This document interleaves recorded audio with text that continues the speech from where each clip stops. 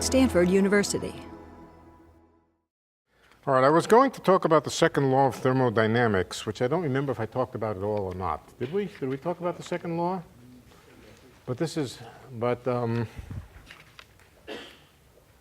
Remind me, did we talk about the second law? No. Yeah, we could have gone there or to black hole entropy, I think. All right, so let's talk about the second law of thermodynamics. It's a very tricky law. On the one hand, it says that a certain something associated with the system always increases.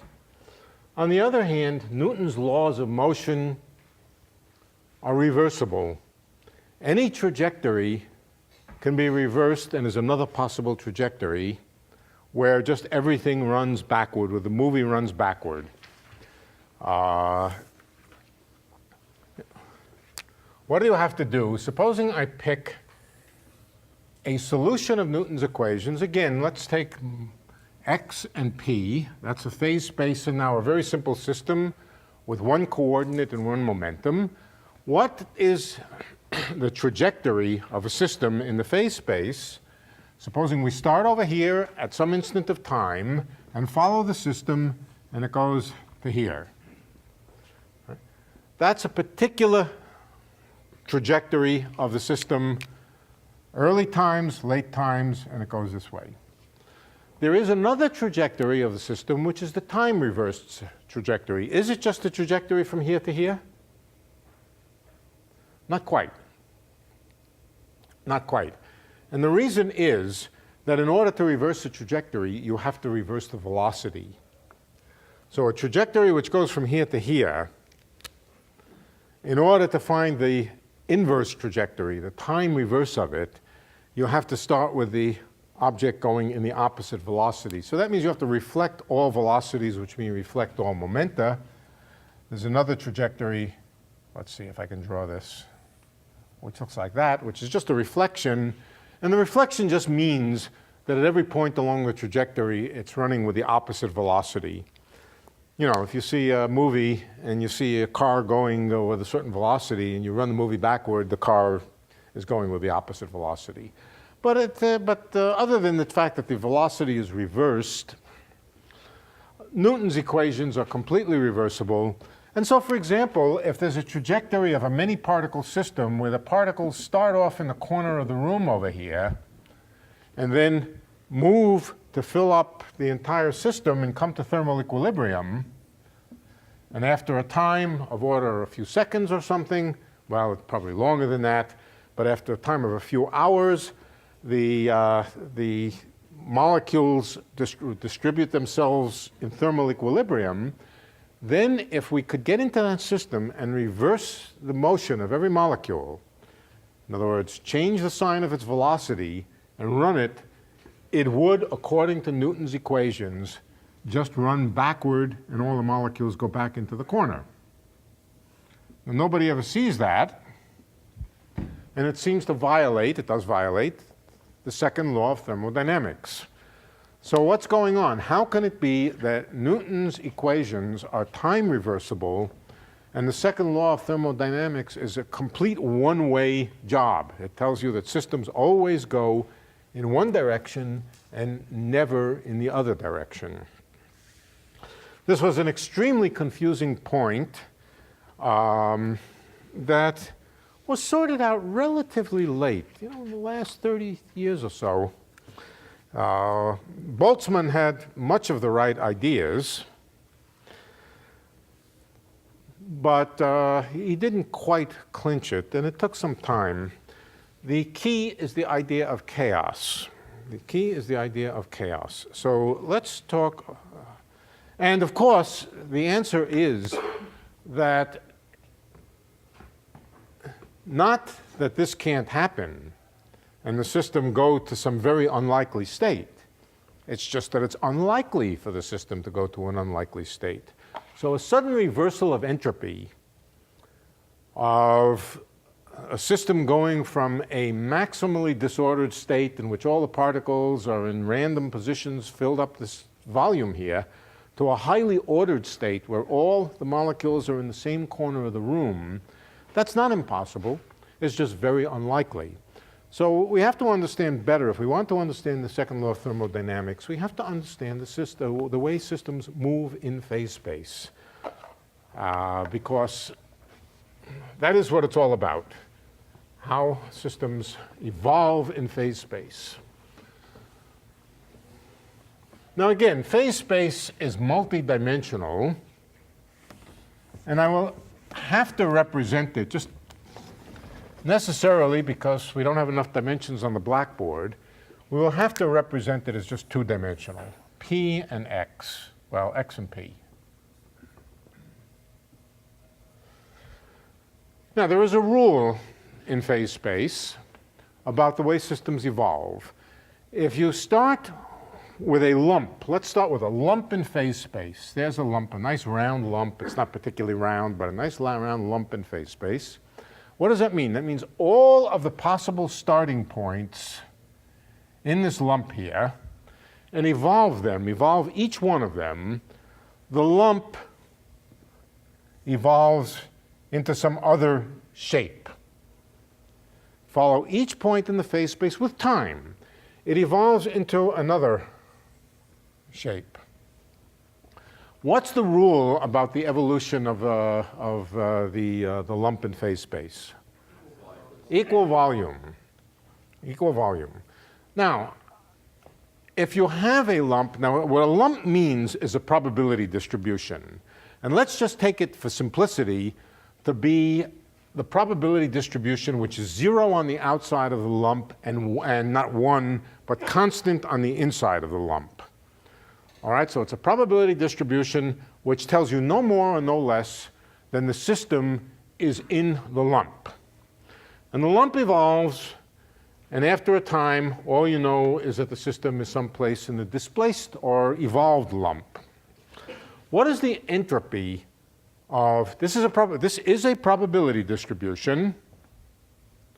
Okay, this is a probability distribution, and so it has an entropy associated with it. The entropy is logarithm of the number of states that are in the probability distribution. If the probability distribution is flat over some set of states, then the probability is simply logarithm of the number. But wait a minute, we can't quite say that when the states are continuous like this. The number of states in there is quite infinite, continuously infinite. And so in classical physics, again, we divide the phase space into little cells, and the right statement is that the entropy is proportional to the volume, to the logarithm of the volume. Did I say the logarithm of the volume in phase space? That's the classical analog of the logarithm of the number of states, the logarithm of the volume. And the volume is conserved as the system moves.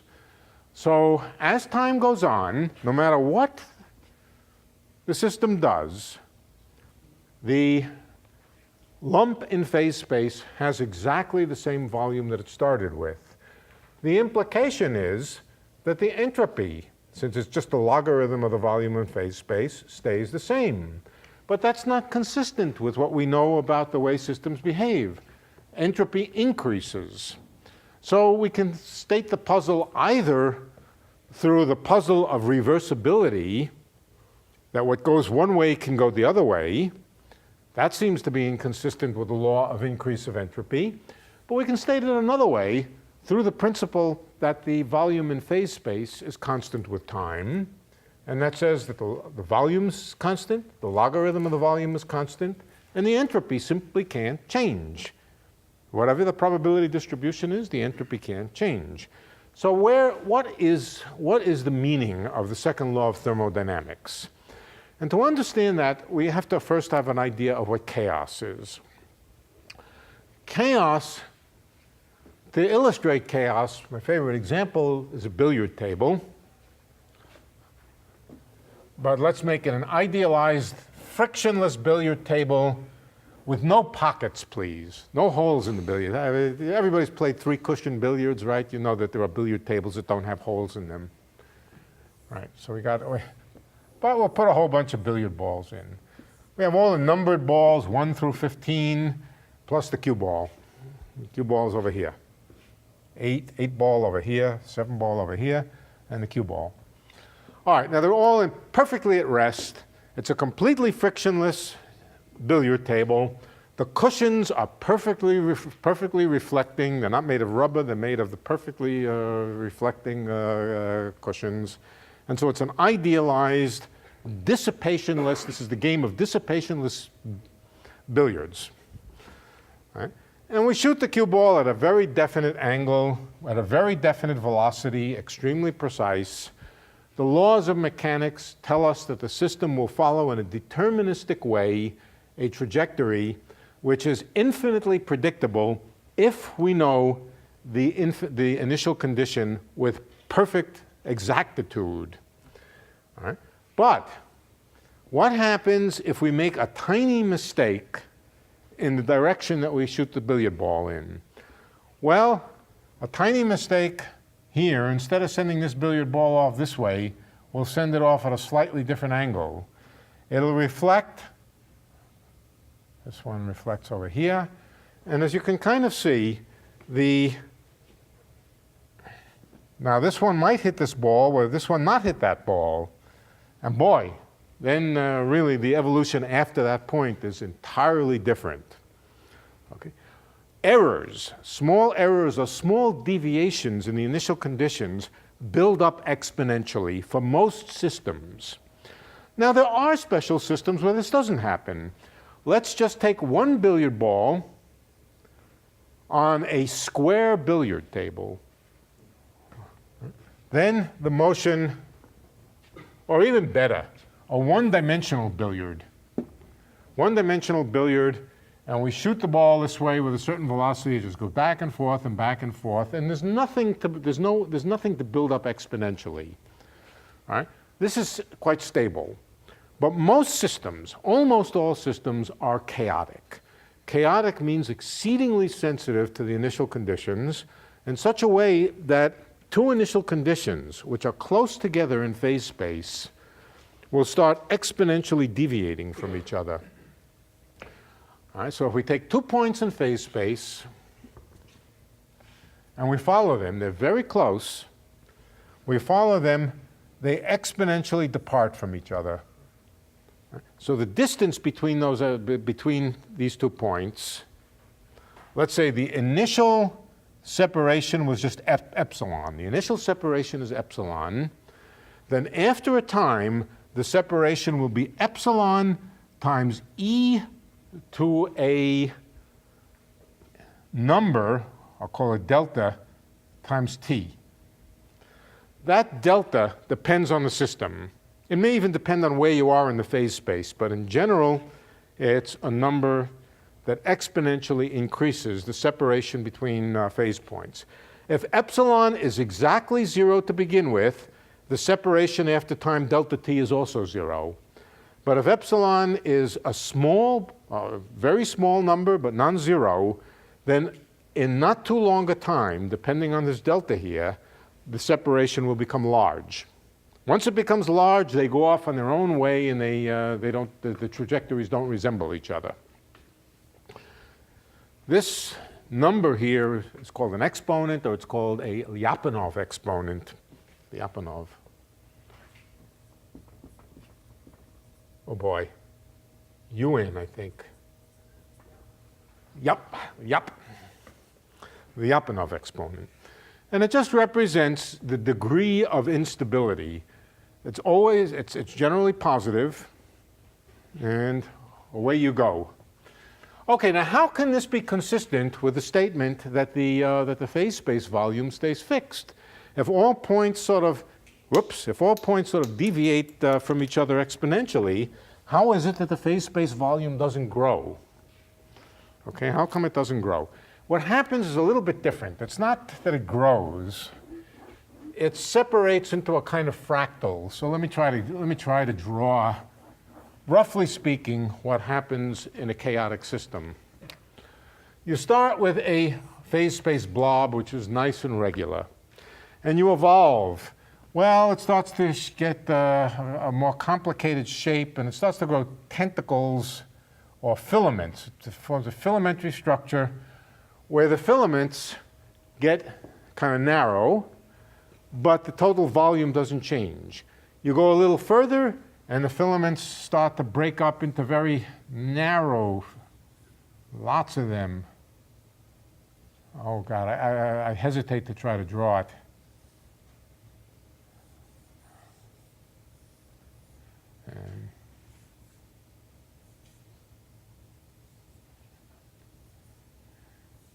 It becomes a kind of very complicated fractal with exactly the same volume as it started with, but with a shape which sort of spreads out its tentacles. So it's like a piece of cotton wool, you know, a large piece of cotton. Yeah. If it's connected, it stays connected. If it's connected, it stays connected. Yeah. The topology does not change. If it's simply connected, it stays simply connected. If it's multiply connected, it stays multiply connected. But no matter how you start in a chaotic system, it starts to grow tentacles, and the tentacles cause the phase space blob to sort of spread all over the place, and not only spread all over the place, but in a certain sense get very dense. Now, its volume does not increase. So it's like a piece of great big fuzzy cotton that could fill this whole room, even though its volume, if you were to squeeze it down so that you were actually looking at the volume of actual material, might be small. Okay? That's the way things evolve in phase space. Okay, yeah. What happens when it gets thinner than the point? Well, okay, then we have to deal with quantum mechanics. And incidentally, the Planck unit, Planck's constant, forget Planck length. We're not getting into quantum gravity at the moment, so forget Planck length. But Planck, I think you meant Planck's constant. Yeah. Okay, Planck's constant is a unit of area, not a unit of length. Planck's constant is a unit of momentum times length.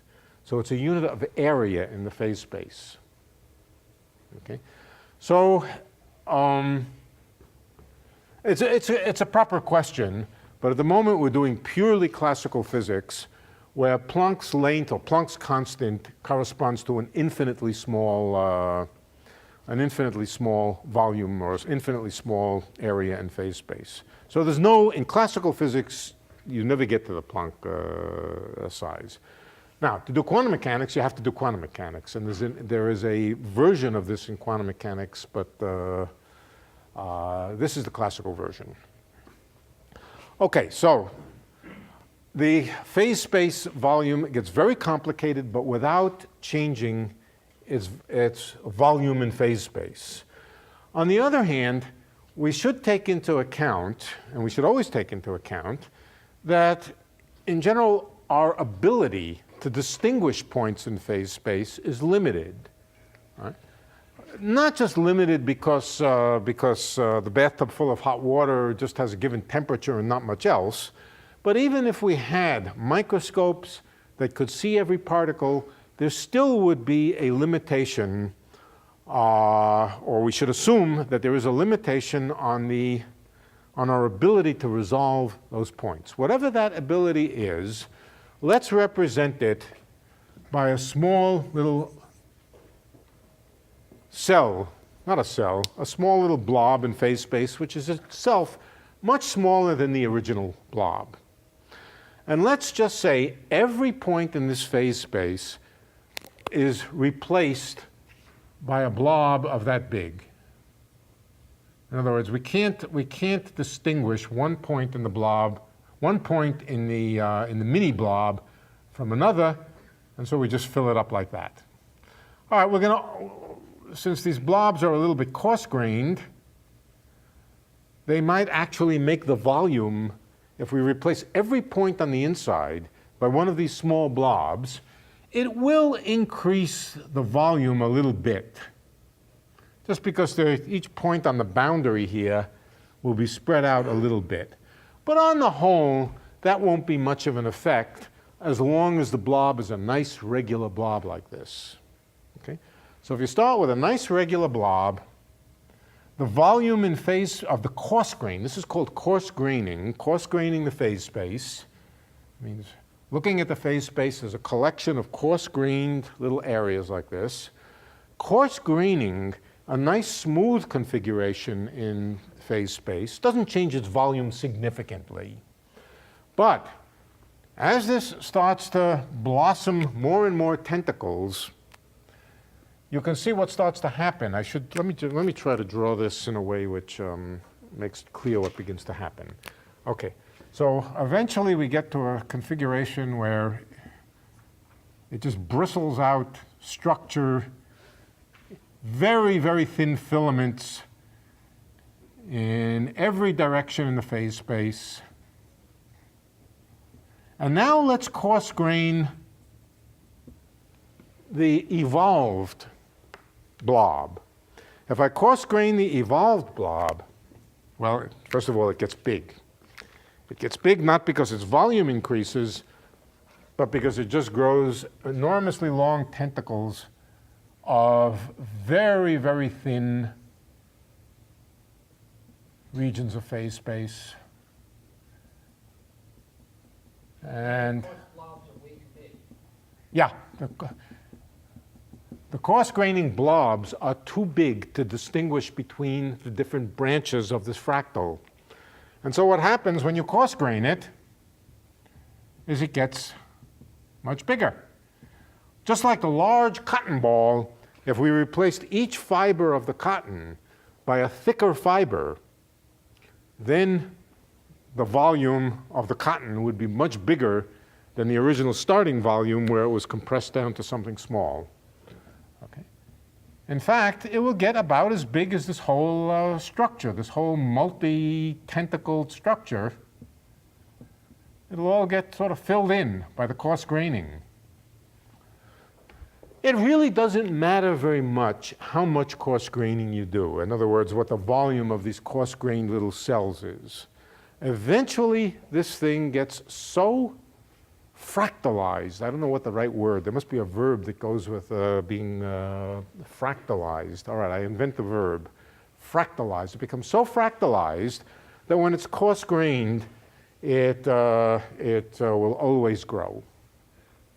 So now we have to distinguish between the fine-grained entropy and the coarse-grained entropy. The fine-grained entropy is the exact logarithm of the volume of the phase space, keeping track of the infinite fine-grained structure of phase space. That never increases. That is frozen by Liouville's theorem. On the other hand, this more physically useful coarse-grained phase space, the coarse-grained phase space where the distinctions between very, very close points are blurred over, that volume does grow. So the logarithm of the coarse-grained volume increases. It's the coarse-grained volume that defines the conventional entropy of thermodynamics. And you see, there is really not a contradiction. Now let's go back. Let's suppose this system evolves into this system over here, or much more complicated than this system over here. Let's just complicate it by putting a lot more structure into it. Or this fibrous. All right, now, what about when we go backward? Let's come back to the question of running the system backward. Okay. This might represent all the particles off in the corner of a room. This might represent what happens to those particles when they fill up the volume of space. Okay? Let's run the system backward. Here's the rule. Here's what we know. If we start on any one of the tentacles, on any one of the fibers, right, we will trace back to here. But on the other hand, if we start nearby one of the fibers have gotten so thin that this chaotic behavior, the Lyapunov exponent here, instead, whereas this point over here might have traced back to here, this point neighboring to it will trace back for a while and then go off to some wildly different place. The lesson is that yes, if you did literally reverse every particle exactly After the particles had left the corner of the room, they would go back to the corner. But make the tiniest mistake in one particle, after a couple of collisions, the system will have essentially lost memory of the fact that it was just a time reverse of this very unlikely state that you started with. And what will it do? It'll just continue to fill up the room with particles. Okay? So yes, it is possible to reverse the law of entropy, but the likelihood is extremely small. This whole blob of phase space here, this whole coarse-grained blob of phase space is very big. Most of the points look a lot like each other, and it's only a terribly tiny fraction of it that traces back to this extremely unlikely state. Most of it leads to configurations which are even bigger and spread out even larger. That's the second law. That's the nature of the second law. That, yeah. The 2 points you're talking about that are close to each other, they're both within one of the filaments? No. One of them's outside the filament and the other's inside the filament. Right. If they were both inside the filament, they would both lead back. They might lead back to different points here. All right. So if they were both in the filament or in rather distant pieces of the filament, they would lead back to the same blob here. But if one of them, and remember, these filaments are very fine now, extremely fine, and so even if one point is just a tiny, minute distance outside the filament, with time, the exponential growth in the error will lead you to some wildly different point in the phase space. Most of those points that this coarse-grained filament will lead to will be of yet larger entropy. In other words, if you follow them either backward or forward, it doesn't matter. Let's follow backward. If we follow backward, this point will go to here. This point will go to here. But this point over here will go out to here. So if you follow all the points in this filamentary structure backward, you will not get most of these points back into this tiny little volume here of phase space. They will go off and make yet an even more complicated filamentary structure. The second law goes, yeah. Sorry, would you say that if you actually did the full integral of that whole filament spider web, that you would always get the original volume, but that really you can't? I'm not sure what integral you want to do, but... Integral over the whole phase space. The implication of integrating over phase space is that you can go to every, integrating, you can go to every point of phase space and retrace it back exactly. Whereas if you're summing, then you're sort of coarse-graining. Yeah, when you sum, you're effectively coarse-graining the phase space. So the amount of coarse grading is related to the sizes of your delta X? It is, but it hardly matters. The answer is it hardly matters how much coarse graining you do. This filamentary structure grows so quickly and gets so dense that it doesn't matter very much what the size of the coarse graining is. It'll define a blob whose size is pretty much independent of the size of the coarse graining. Just because these coarse-grained fibers, these fine-grained fibers here get very, very close together, and it hardly matters what your coarse graining size is. The result of coarse graining will be to fill up the whole volume of this branched structure. Yeah. In that picture of the guy jumping off the diving board into the pool. Yes. Okay. If he ends up going back onto the diving board, being pushed out by the molecules of the water in the pool. Yeah. Does that violate any basic law of physics? No, it violates no basic law of physics other than it's extremely unlikely because just one little molecular accident of the wrong kind will completely undo. So one little molecular accident means a slight shift in the initial conditions will simply lead him plop back into the water. What I like about the billiard ball one, and I think somebody calculated that Jupiter could have the gravitational effect of Jupiter could change the path of phase space at some point. And that's how. What's it again? that the gravity of the people standing around the pool table Oh, can change to change the orbits of the trajectory. the trajectory of. Of the billiard balls after a while. Oh, sure. Yeah, just a butterfly waving its wings 1,000 miles away can do it. But one other question. What about I've heard that the second law of thermodynamics is the fact that it obtains in this universe is a function of the initial conditions. Yes. Yeah, no. Yeah, it does. If you follow this blob forward, it'll increase its volume. Follow it backward in detail from each point within the fibrous structure, and the volume will decrease. But coarse grain it, now you're going backward. You're going backward in time, but following the system backward in time, it'll still increase the volume of phase space when you go backward. So the second law of thermodynamics would work in both directions. Start with an initial configuration, run it forward, run it backward. The most likely thing to happen is that entropy will increase. So then what is the meaning of the fact that entropy increases in one direction and not the other? The meaning of it is that the world started with a very low entropy for reasons that have to do with cosmology and that we don't completely know. For some reason, the world started in a state of very low entropy. Why? Nobody knows, because nobody knows that much about the initial state of the universe and why it was started. But what we do know is that the entropy was very low. That means we started out in a very tiny blob of the phase space. If we ran it backward, that blob would expand. If we run it forward, that blob would expand.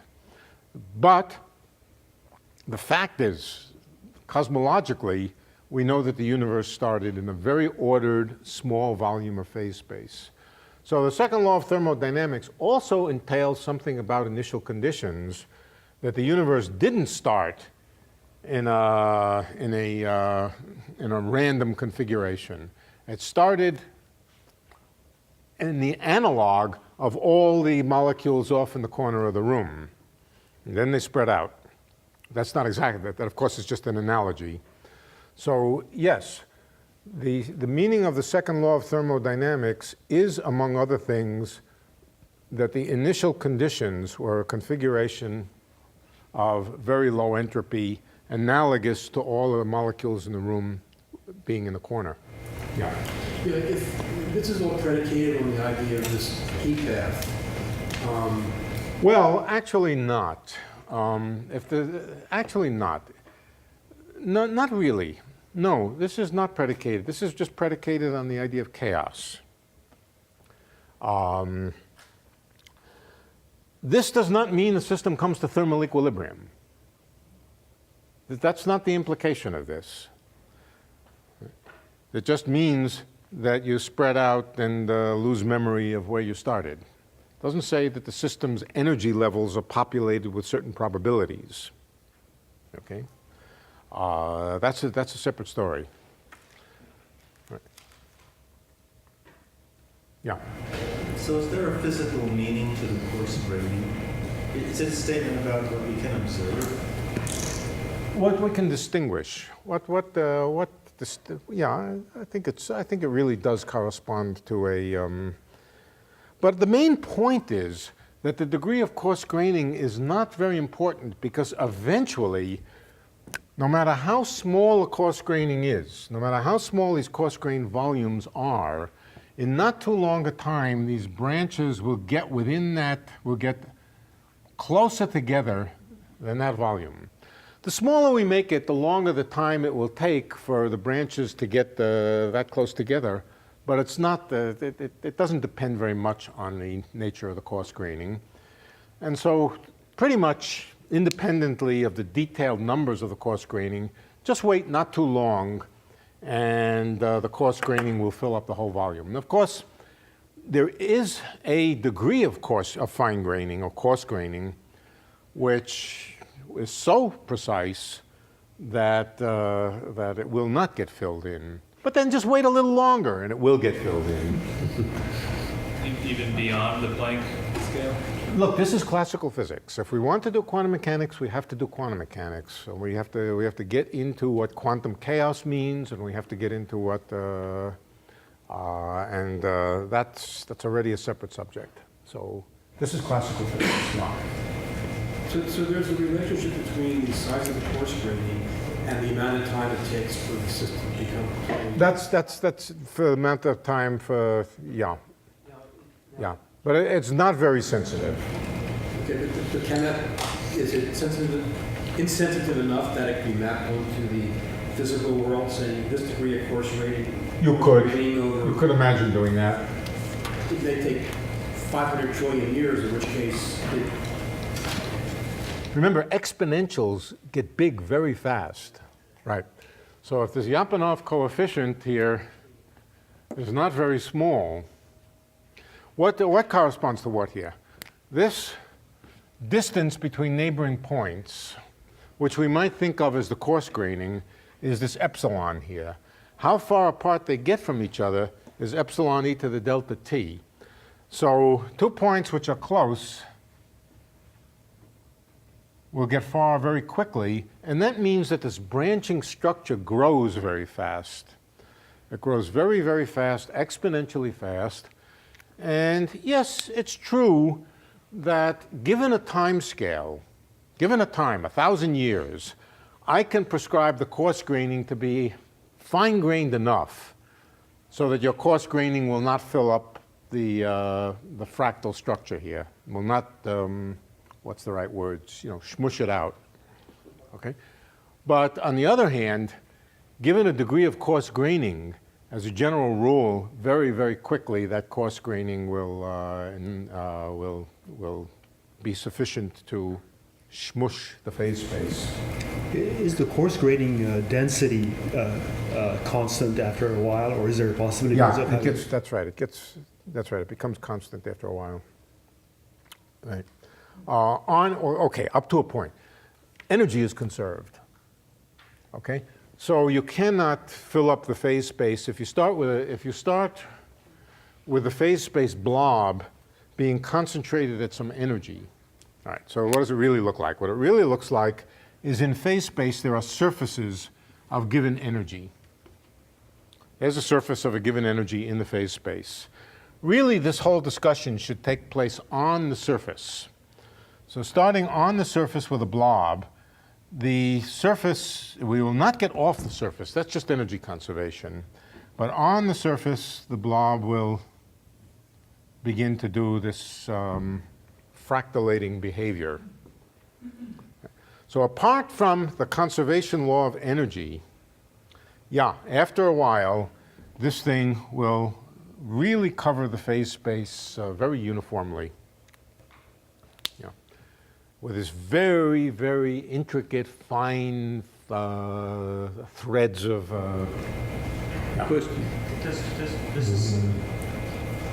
Is there something about information that you can say about this? So as time goes by, do you lose information sort of? Well, you lose information not because some fundamental law is not predictive, but because of the fine graining. Yeah, I mean, so information now, when you speak about information, you have to decide whether you're talking about fine-grained information or coarse-grained information.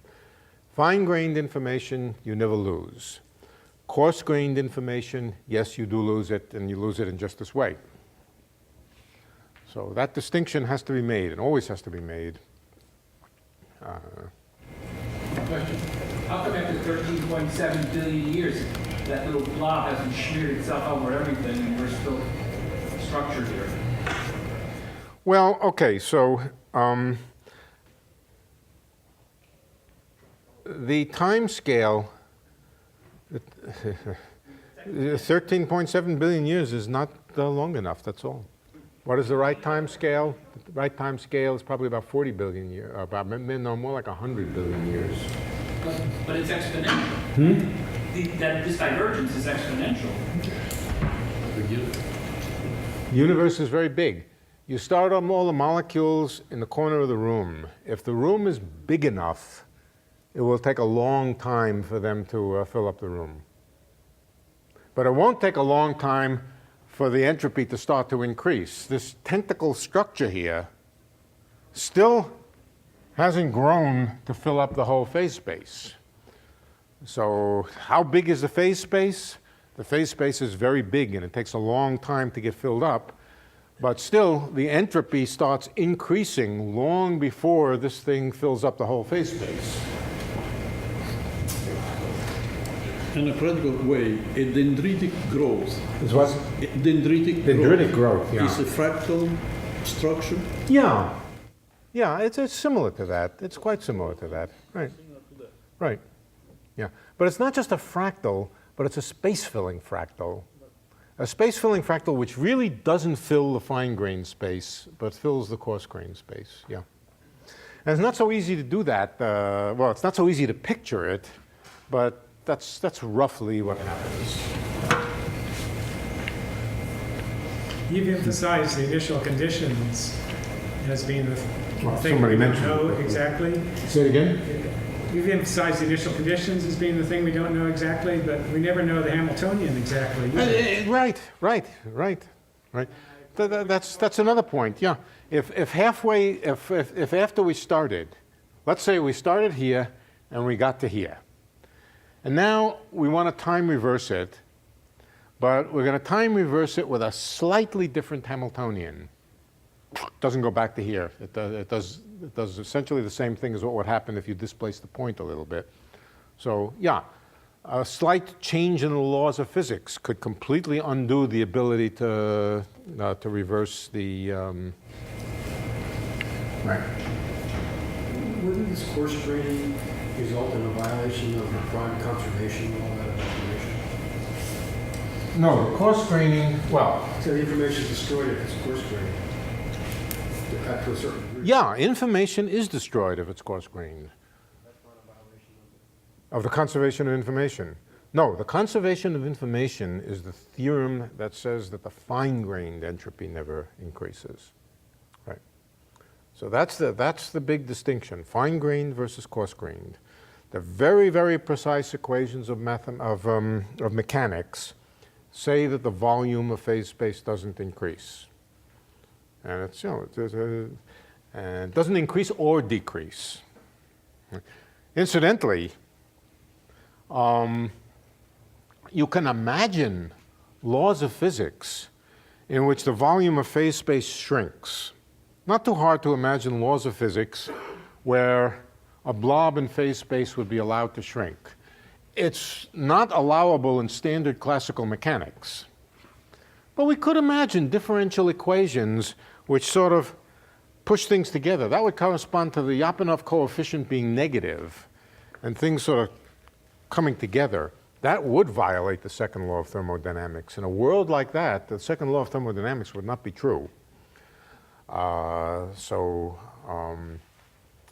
It's not a law which is true for all possible differential equations. It's a law which is true for those differential equations which result from standard mechanics. You can't imagine systems with negative Lyapunov coefficients. I'm trying to understand the size of this little coarse-grained parameter in terms of entropy, like dS equals change in energy divided by temperature. That's pretty much a fixed formula. You said a moment ago that it's not very sensitive to the size of that. You have two objects and different temperatures, you put them together and they reach the same temperature, so the entropy goes up. How does the size of that little fine grain come into play there? Is that too complicated? It does a little bit in the formula for entropy. Actually, it's an additive constant. It's an additive constant. You know what it's connected to? It's connected to the same issue of replacing integrals by sums. And replacing the integral by the sum, at worst, adds a constant to the entropy. So when we talked last week about the entropy of a black hole, we're talking about a coarse-grained entropy? Mm-hmm. Yeah, absolutely. absolutely. Yeah, and in fact, in all of statistical mechanics and in thermodynamics, the entropy that's being talked about is coarse-grained. In information theory, one sometimes speaks about the fine-grained entropy, but in statistical mechanics and thermodynamics, entropy means coarse-grained entropy. Right? So it means the coarse-grained or logarithm of the coarse-grained volume in phase space. Okay, this is a deep and profound point that puzzled people for many years, and I think it's more or less resolved. This behavior, this chaotic behavior, I'm not exactly sure what the difference is between something called mixing and something called and what's called chaos.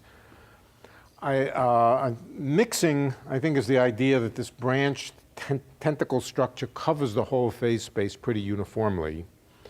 Chaos is a little bit weaker, I think. I think it just says that the trajectories separate. This, I think, is called mixing. But they're closely related, and I'm not sure if there is a difference between them or not. I've never been clear about that. What the difference between mixing and chaos is, if any. Going briefly into temporal quantum mechanics, wouldn't the parameters of quantum mechanics give a definition of the degree of coarse-grainness? Yeah, Planck's constant. Yeah, sure. Planck's constant. You can't make it smaller than Planck's constant, absolutely.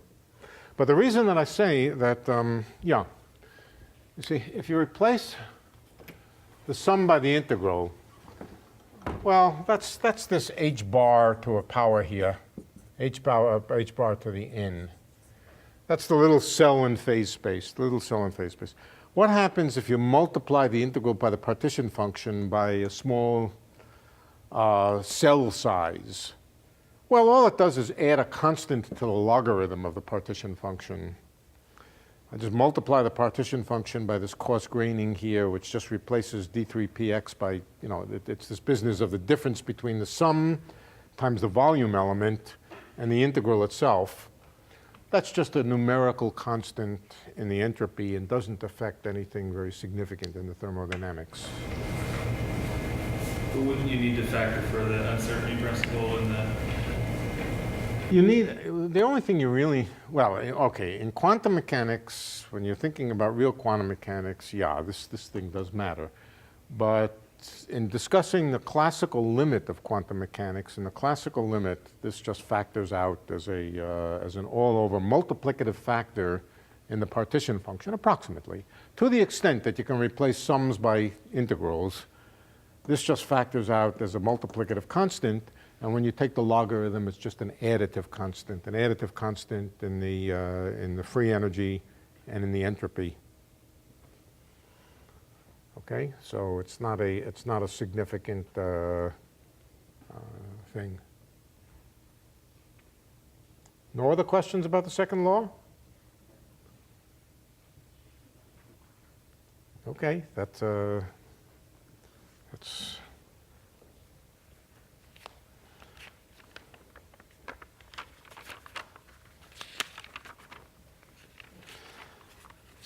All right, we have 20 minutes. Let's do some, is that right? Yeah, that's the correct time. We have 20 minutes, and in the 20 minutes, I want to start we actually did some quantum statistical mechanics, didn't we? We did the problem of the rotor and quantized the angular momentum. That had to do with this funny paradox about complex or structured molecules, why the structure disappears at low temperature, why you don't have the equipartition of energy distributed among all the various modes of motion of a molecule, why you can pretend molecules are point molecules. I want to do another example of it. And this example has many, many applications. It is nothing but the harmonic oscillator. We didn't do this, did we? We didn't do the quantum oscillator. In fact, I don't even think we did the classical oscillator.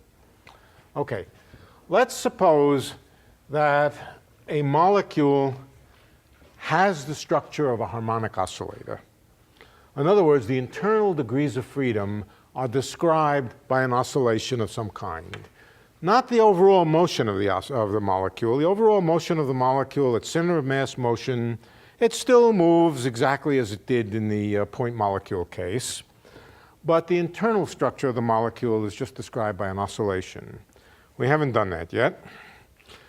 Again, we can start classical and see how much energy we expect to be stored in the oscillations. So let's do that.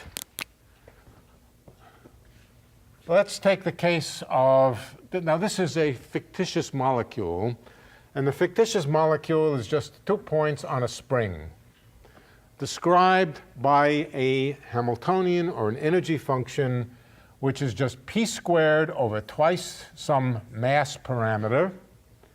It's not the overall mass of the molecule. It might be some, what's it called, the relative mass, some reduced mass. It could be the reduced mass of the two particles. And it oscillates about its center of mass. But whatever it does, this is the kinetic energy of the motion of the molecule. And then there's a potential energy. And the potential energy is the amount by which the molecule is stretched. It's proportional to some spring constant, which we call k squared, x squared, where x is not the position, k squared, x squared over 2, x is not the position of the center of mass of the molecule. It's just the coordinate which describes the oscillations. So let us not confuse it. I could have given it different names, but I don't have, I'd rather just call it p squared plus x squared. K, sorry, k. Thank you. K. K. So this molecule is now an oscillator. Then the limit that k becomes very large, that's the limit of an extremely stiff spring. It becomes prohibitively expensive to stretch the string by the spring by any finite amount. So you might expect that in that limit, when k becomes enormously large, that the molecule will behave like a point molecule. It'll become exceedingly difficult to excite any significant amount of vibration because the spring constant is so large. And that should be right. I mean, if anything is right about molecular physics, then that should be right, that that internal structure should be frozen out at very low temperatures in particular. All right, let's just imagine now the statistical mechanics of a single harmonic oscillator in thermal equilibrium. Let's focus on just one molecule, and let's forget the center of mass motion. That we know how to deal with. That's just the usual description of the molecular motion. Let's just focus on the internal vibrations of the molecule. And to do that, we just think of the molecule or its internal motions as a system in thermal equilibrium with everything else. And the probability distribution for the p's and the x's is just governed again by the Maxwell-Boltzmann distribution. Now just a single molecule, a single x and a single p. And the partition function for that single molecule is just the integral dx dp e to the minus beta, where beta is inverse temperature as always, times p squared over 2m plus kx squared over 2. Now before I go and calculate this, let me just point out one connection. What's the frequency of this harmonic oscillator? The frequency of vibration, omega. Square root of k over m. You can do that by solving Newton's equations. Newton's equations are F equals ma. The force is kx, mass times x double dot. And you can see that the important quantity is k over m by dividing by m. That's the frequency. K over m, square root of k over m is the frequency. All right, so let's keep track of that. Frequency of the oscillator omega equals square root of k over m. Now, here's the partition function. It's easy to compute. We've done this sort of thing before. The two integrations, notice that in the exponent, the p squares and the x squares add. That means that this factor is a product. It's a product of e to the minus beta p squared over 2m, e to the minus beta k x squared over 2. And the integrals also, the integral is also a factorized structure, dx and dp. So dp, integral dx. Just two separate factorized integrals. All right. We know how to do this integral. We've done this integral before. Anybody remember what it is? Just a p integration? Well, it's not quite the square root of pi. It's the square root of pi times 2 pi m over beta. Right? That's what this integral is. You have to change variables to get 2 pi, to change variables so that this is just e to the minus x squared, or e to the minus something squared. We've done that integral, and it's just the square root of 2m pi divided by beta. The important thing here is the beta dependence, but let's track the whole thing. Now what about this integral? This integral is exactly the same kind of integral, except instead of integrating over p, we're integrating over x. Well, x is just an integration variable. That doesn't matter. And the only difference is that whereas you had a mass in the denominator here, you have a spring constant in the numerator here. So I can immediately read off that the answer is 2 pi, and instead of m in the numerator, we'll have k in the denominator. And that's it. That's the partition function for one harmonic oscillator. And that altogether is equal to 2 pi over beta times square root of m over k.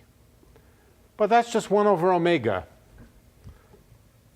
That's the partition function, really easy. Classical partition function.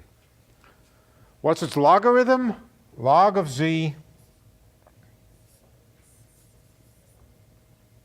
is equal to log of 2 pi over omega. Those are constants. Omega is a fixed constant plus or minus log beta. What is the energy? Oh, incidentally, minus log of z, which is the thing that we differentiate. What is the average energy of the oscillator? It's the derivative of minus log z with respect to beta. That's just 1 over beta. So the energy of this oscillator is just 1 over beta, which is just the temperature. Not a half the temperature, not 3/2 the temperature, but just the temperature. The reason it's 1 times the temperature and not a half times the temperature is because there are two integrals here. You get 2 factors of the square root of beta in the denominator, and that gives you temperature for the energy. Notice that it doesn't depend on the spring constant.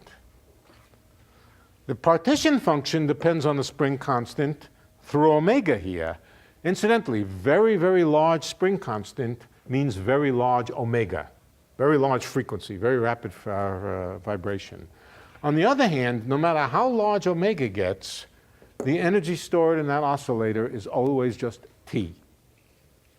So again, we have the same paradox again, that no matter how stiff we make the molecular bonds, this harmonic oscillator molecule always stores this much energy in the internal vibrations, and there does not seem to be a limit in which it goes over to the point molecule. The point molecule would be the situation where the internal energy was just 0. You might have expected that when the spring becomes so stiff that the molecule would behave as a point molecule, and then there would be no internal energy. There would still be the energy of translation, but no energy of vibration. So again, the same paradox as with respect to the rotational motion of an oscillator. The solution, and there's a paradox. I mean, molecules at low temperature do behave like point molecules. Okay, at low enough temperatures, they do behave. And this doesn't say only at high temperatures. It's at every temperature there's this much energy. But in fact, it's not true. The solution is, again, quantum mechanics. And so in order to understand it, we have to think about the quantum mechanics of the harmonic oscillator. Now, the quantum mechanics of the harmonic oscillator may or may not be known to you in detail, but I think almost everybody, at least in this class, knows the result. And the result is that the energy levels, and this is all we need, that the energy levels are discrete, and the nth energy level is n now is an integer, times h bar times omega. Did I leave anything out? The zero energy. But it doesn't make any difference because adding a constant to the energy doesn't affect anything in statistical mechanics. You can check that yourself. Adding a constant would affect no observable quantity. Of course, it would affect the energy it would affect the energy, but that's only because you added a constant to the energy, so it will shift all energies by that same constant. All right, so that's good enough. That's good enough for our purposes. And now we can calculate the partition function of the quantum oscillator. I think we can do it in 10 minutes. Z is now not an integral, but it's a sum. And it's a sum over n, all the energy levels, of e to the minus beta times the energy, h bar omega times n. All right, so for example, what is this? This is 1, that's n equals 0. The first excited level plus e to the minus beta h bar omega. The next level plus e to the minus twice beta h bar omega, but I'm going to write that as e to the minus beta h bar omega squared. And then plus the same thing cubed, and so forth. That's what this n does here. And so the partition function is just this infinite sum.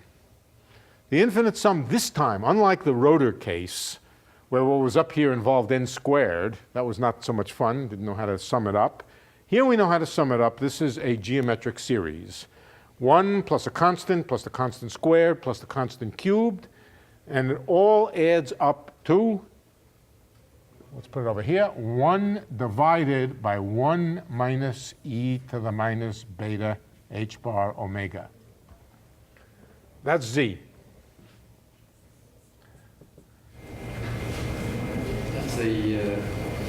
That's the oscillator part. There's still no pendulum. This is just the oscillator. Just the oscillator. There's the other 2 pi h of Here again. the 2 pi m over beta is the other part. 2 pi m. No, this is the full harmonic oscillator. This is the harmonic oscillator, classical harmonic oscillator. This is the quantum harmonic oscillator. But doesn't it have? Didn't one of those things come from the p squared over 2m? No. The p squared over 2m plus the kx squared over 2 is what's quantized. Okay. Right. It's the sum of these two which are quantized. Remember, this is not the overall translational motion. No, it's the sum of them which comes in discrete levels. Okay? It is the full energy of the oscillator. The oscillator vibrates in discrete, right? Good? Yeah, okay. All right, so here's the partition function. That's it. It took 2 minutes to do. And now we can calculate the average energy and see what the average energy of the quantum oscillator does at low temperature and at high temperature. And see exactly what it does. All right, so what do we want to do? We want to calculate logarithm of z, or minus the logarithm of z to be precise. That's what we're interested in. And that's equal to the logarithm of 1 minus e to the minus beta h bar omega. The minus sign came because this thing is in the denominator, and logarithm of a denominator involves a negative sign. Okay, who's strong enough to differentiate this with respect to beta? All right, I am.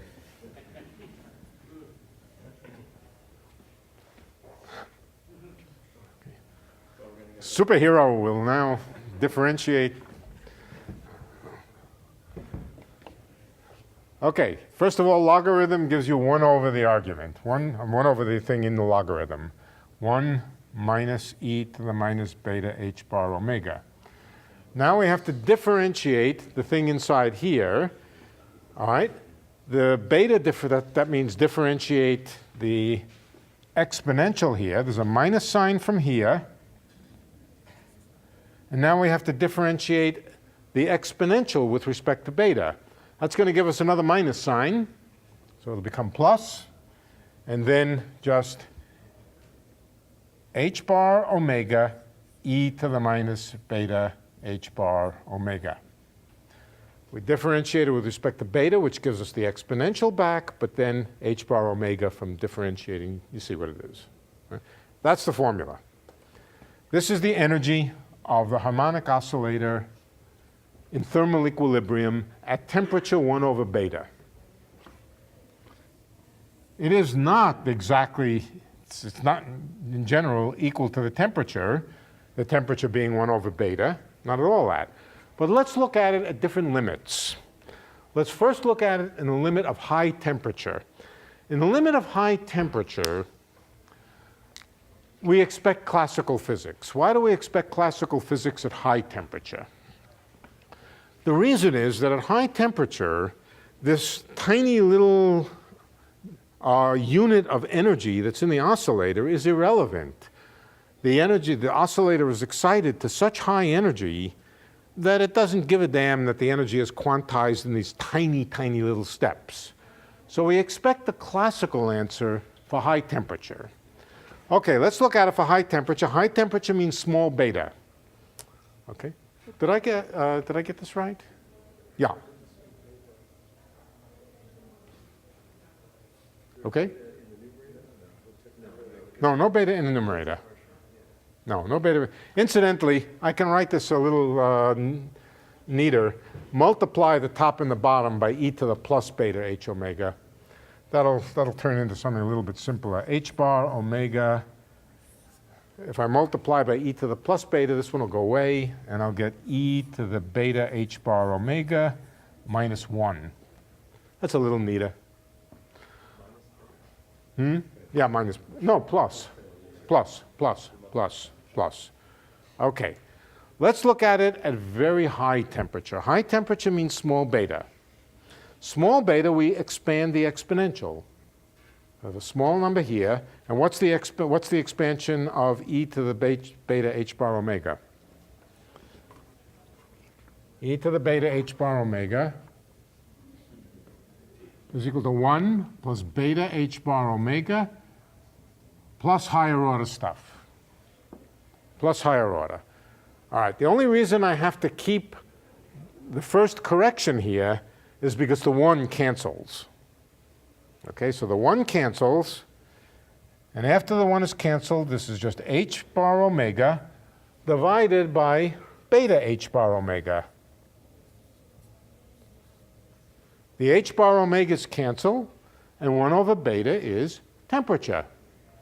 So at high temperatures, when beta is small, we just reproduce the classical behavior. So when the temperature is high enough to be able to excite the discrete vibrations of the harmonic oscillator, we reproduce this situation where the oscillator has temperature T. But what about low temperatures? At low temperatures, beta is very large. E to the beta h omega is very large in general.